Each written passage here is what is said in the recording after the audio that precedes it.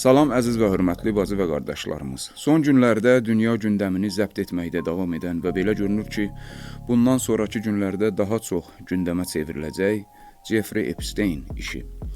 Jeffrey Epstein işinin müxtəlif təhlilləri var. Dünyada hər analitik, hər siyasətçi, ekspert müxtəlif təhlillər verilir. Amma bizim nəzərimizcə Jeffrey Epstein işini və bugün ifşa olunan bir çox sənədləri daha yaxşı dərk eləmək üçün və daha yaxşı analiz edə bilmək üçün gərək bu işin tarixçəsinə qısa bir nəzər eləyək. Daha sonra daha yaxşı şəkildə biz bu işin kimlər tərəfindən və son günlərdə nə üçün daha çox qabardıldığını və eləcə də hansı ölkələrə, hətta hansı nüfuzlu insanlara necə təsir qoya biləcəyini daha yaxşı analiz edə bilərik.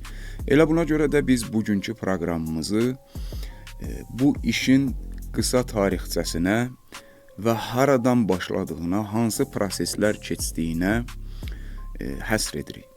Deməli, bildiyiniz kimi Jeffrey Epstein Yahudi Amerikalı bir biznesmendir. Bu biznesmen 2005-ci ildən bu biznesmenin işi açılmağa başlayır. Belə ki, o zamanlardan bu şəxs öz malikanəsində, Amerikada, öz malikanəsində, Floridada yeniyetmə qızları istismar, cinsi istismar etməklə, təcavüz etməklə ittiham olunur.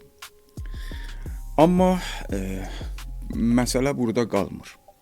Bu ittiham ki olunur, ittiham olunandan sonra bu şəxsin nüfuzlu digər şəxslərlə geniş əlaqələri səbəb olur ki, bunun ittihamları sadəcə yüngül cəzalandırmalarla tamamlansın, yəni bitsin. Amma onun cinayətlərinin tam miqyası və eləcə də Amerika ədliyyə sisteminin onun işinə bu cür yüngül yanaşma tərzi ictimaiyyətdə qəzəbə səbəb olur. Belə ki, 2005-ci ilin mart ayında Florida ştatının Palm Beach şəhərində polis Epsteini saxlayır, araşdırmağa başlayır. Nə üçün? 14 yaşlı bir dənə qızın ailəsi iddia edirlər ki, bunların qızı, 14 yaşlı yeniyetmə qız, Epsteinin malikanəsində cinsi zorakılığa məruz qalıb. Və Palm Beach şəhərinin, yəni Florida ştatının Palm Beach şəhərinin polisi 2006-cı ilin may ayında azyaşlı uşaqları cinsi istismar etmək ittihamları ilə ittiham eləyirlər və 2006-cı ilin may ayında dediyimiz kimi bu ittihamlarla bağlı kifayət qədər dəlillər toplanır. Amma məsələ burada bitmir. O vaxtın dövlət prokuroru Barry Krischer adında bir şəxs qeyri-adi şəkildə ittiham irəli sürmək əvəzinə bu işi məhkəmədən verir, münsiflər heyətinə göndərir.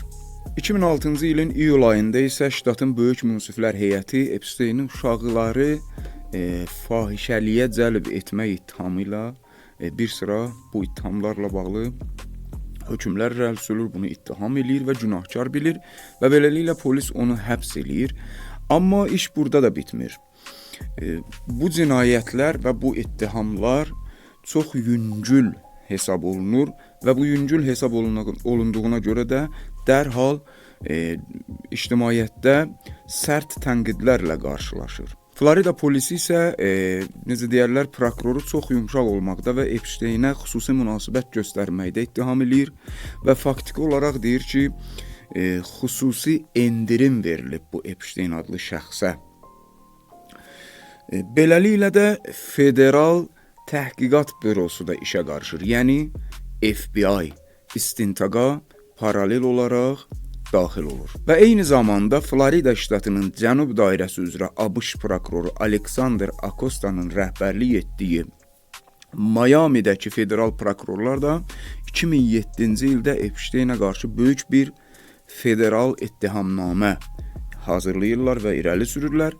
Lakin Epsteinin güclü hüquq komandası federal təqibdən yayınmaq üçün yenə də arxa planda federal prokurorlarla danışıq masasının arxasına keçir və sonda qısaca olaraq 2008-ci ildə Epstein'in işi hətta bunun qurbanlarını da nəzərə almadan bir növ bağlanır. Necə bağlanır?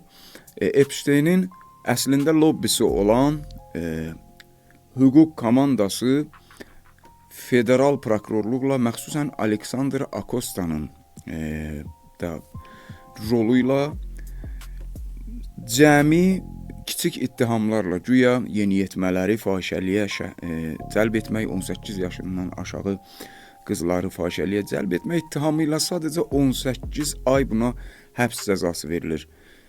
Deməli, 2008-ci ilin iyun ayında baş verən bu biabırçılıqdan sonra etirazlar daha da çoxalır.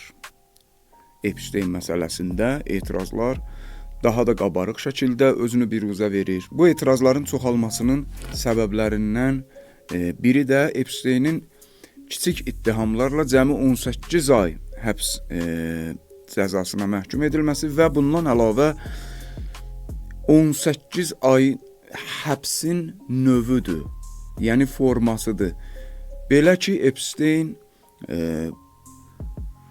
bu ittihamlarla 18 ay sadəcə işindən azad edilmək üzrə, yəni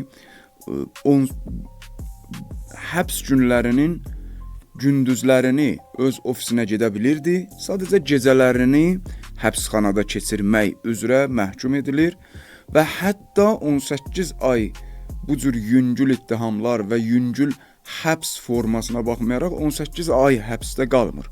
13 ay həbsdə qalandan sonra yenidən azadlığa çıxır. 2019-cu ilin fevral ayında federal hakim Acosta rəhbərliyindəki, bu Acosta o Acosta idi ki, Epstein'in işinin yüngülləşməsində 10 il öncə fövqəladə rol oynamışdı və gizli federal prokurorlarla danışıqlarda rol oynamışdı. Bunun rəhbərliyindəki prokurorların etiraf müqaviləsinin təfərrüatlarını zərər çəkmişlərdən gizli saxlayaraq onların hüquqlarının pozulduğuna qərar verir Amerika məhkəmə sistemi və bir çox müşahidəçi Epstein'in necə deyərlər, 2008-ci ildəki rüsvayçı yüngül cəza ilə sonuclanan müqaviləsini əsrin müqaviləsi adlandırırlar və bunu çox biabırçı və ədalətdən uzaq bir müqavilə kimi görürdülər. Belə ki, tanınmış tənqidçi senator Ben Sasse daha sonra belə bir bəyan verir ki, güclü bir milyarderin uşaq təcavüzü və beynəlxalq necə deyərlər, seks və ya fahişəlik alverinə görə cəzadan yayınması sadəcə pis və biabırçı bir mühakimə sistemi deyil, həm də alçaq bir uğursuzluqdur. Epstein məsələsinin qısaca olaraq sonu Trump'ın ilk dövrəsində sonları, belə deyək, o dövr üçün həmin bunun işində 2008-ci ildən, 2007-2008-ci illərdən dəridən qabıqdan çıxan Aleksandr Acosta gəlir Trump'ın birinci dövrəsində onun əmək köməkçisi kimi vəzifədə müdir işləyir. Amma bu işin qabarması və daha çox partlaması və ictimaiyyətdə tənqid fikirləri, təzyiqlərin daha çoxalması nəticəsində bu Acosta istefa verməyə məcbur olur. Bu işin sonu da Epstein'in yenidən ictimai təzyiqlər əsasında həbsinə gətirib çıxarır və bu həbsdən sonra qısa müddət sonra avqust ayının 10-da xəbər çıxır ki, bəs Epstein həbsdə öldürülüb və ya ölüb. Əslində xəbər onun ölməsi ilə təhqiqatlar aparılır və güya heç bir qatil tapılmır və ölməsi xəbəri çıxarılır. Bundan sonra bir çox müzakirələrə səbəb olur. Bir qrup insanlar, hətta tanınmış insanlar öz təhlillərində deyirlər ki, bu Epstein məsələlərinin qızğın vaxtında bunun həbsxanada ölüm məsələsi və bunu intihar kimi adlandırılması biraz absurd fikirdir. Sanki bəziləri buna görə də belə təhlil edirlər ki, Epstein elə onu idarə edən arxa planda olan böyüklərin əli ilə öldürülüb. Əlbəttə bu günlərdə Epsteinin hələ ölməsində belə şübhə edən insanlar və xəbərlər də var. Qısa tarixçəsi bu idi. İlk dövrü, belə deyək, Epsteinin ilk 10 ya 15 illik tarixçəsi bu idi. Amma buradan bizə hansı ibrət dərsləri alınır ki, o ibrət dərslərinə əsasən növbəti proqramda əvvəldə söz verdiyimiz kimi bu tarixçiyə əsasən hansı təsirlər, hansı kəslərə, nüfuzlu şəxslərə, adları çıxan və çıxmayan şəxslərə, ölkələrə hansı təsirlər qoya biləcəyi, ümumiyyətlə qlobal arenada hansı səbəbdən indiki dövrdə bu xəbərlərin yayımlandığını daha yaxşı təhlil edəcəyik inşallah. Amma qısa olaraq bu təhlillərimizə zəminə yaratmaq üçün dediyimiz bu tarixi faktlardan bir neçə ibrət dərsi ala bilərik. Biri Qur'an-ı Kərimin Bəyyinə surəsinin 6-cı ayəsidir. Orada Allah buyurur ki, İnnellezine keferu min ehlil kitab vellezine eşreku ya vel müşrikin. Onlar barəsində buyurur ki, ulaike hum şerrul beriyye. Allah buyurur ki, əhli kitab, yəni Bəni İsraildən ki, bir çox ayələrdə buyurur, əksəriyyəti fasıq olan Yahudi idilər, 90%-dən çoxu fasıq idilər. Buyurur, bu küfr əhli və bunlara yardımcı olan müşriklər yaradılmışların ən pis və murdarlarıdır. Epstein məsələsi barəsində qeyd etdiyimiz bu tarixçədə də gördünüz ki, Epstein Yahudi Amerika əsilli bir şəxsdir və milyarder olub və güclü lobbisi olub. Bu günlərdə davam edən hadisələri yaxşı başa düşmək üçün Allahın bu ayəsinə istinad etmək çox yerinə düşərdi. Yahudi Amerika əsilli. Amerika artıq bugün xalqının özü bir çox kütlələri oyanıb etiraz dalğası yaradırlar küçələrində. Hətta onlar özü belə dünyanın bir çox xalqları kimi qəbul edirlər ki, Amerikada qurulan sistem şeytan sistemidir, süfyani cərəyanı sistemidir və maraqlıdır ki, həmin cəmiyyətin etiraz dalğası bir tərəfdən digər bir sözü deyir. Yahud lobbisi, siyonist rejimdən Amerikanı bu şeytan sistemini idarə edir. Epstein də Amerikalı Yahudidir. Allah da Bəyyinə surəsində gözəl buyurur. Süfyani sisteminin banisi olan müşriklər və əksəriyyəti fasıq olan, küfr əhli olan Yahud yaradılmışların, insanların deyil, yaradılmışların ən murdarıdır. Bu iş, Epstein işi bizə bunu açıq-aşkar şəkildə bugün göstərir. İnşallah gələn proqramda bu proqramın davamı olaraq söz verdiyimiz kimi Epstein işinin həm davamını, həm də bugün ortaya çıxmasında səbəbləri və qoya biləcəyi təsirləri araşdıracağıq.